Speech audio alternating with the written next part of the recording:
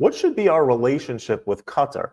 Check out this clip over here from the Minister of Foreign Affairs in Saudi Arabia for his perspective on Qatar and what Saudi Arabia is looking at when they think of Qatar. So let's watch the clip together and then talk about it. But first, hit that subscribe button over there in the corner. I'd love to stay in touch. Check this out. Could you say a few words about the falling out on the one hand of the Saudi Arabia and the UAE on the one hand and Qatar on the other? Where are you moving toward a resolution of that situation? It's not a falling out. It's just we don't want to have anything to do with them. The Qataris, since the mid-90s, have been sponsoring radicals. They have been inciting people. They have become a base for the leadership for the Muslim Brotherhood. And the Muslim Brotherhood, you have to keep in mind, is what begot us Takfir and Hijrah, which begot us Al-Qaeda, which begot us Al-Nusra.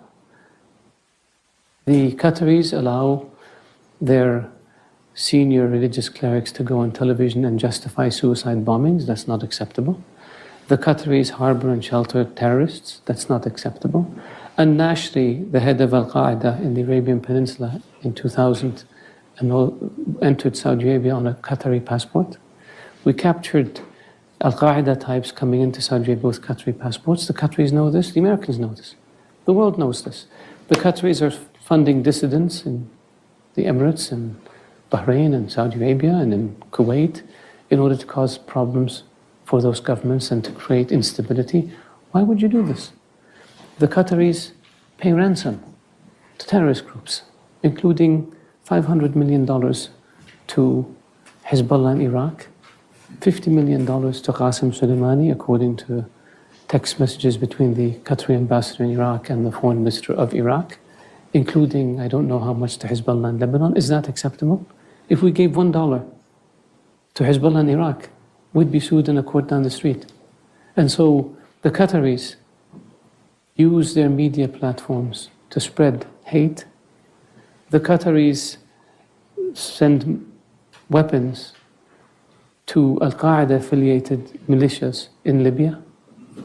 The Qatari Emir was conniving with Gaddafi on how to overthrow Saudi Arabia.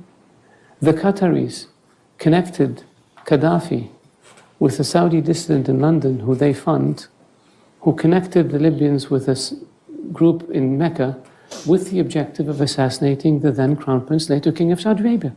Is this acceptable?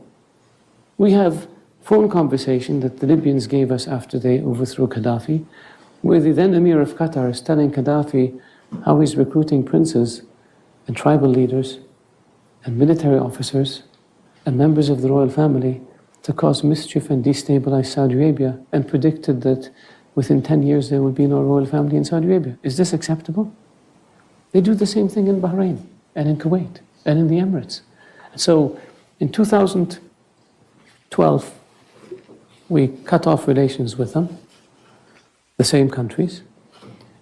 And a year later they came back and agreed that they will end all of this nonsense. And they signed an agreement. And nothing happened. So this time we said, you know what? We're not going to deal with you unless you change. This, we will not allow you.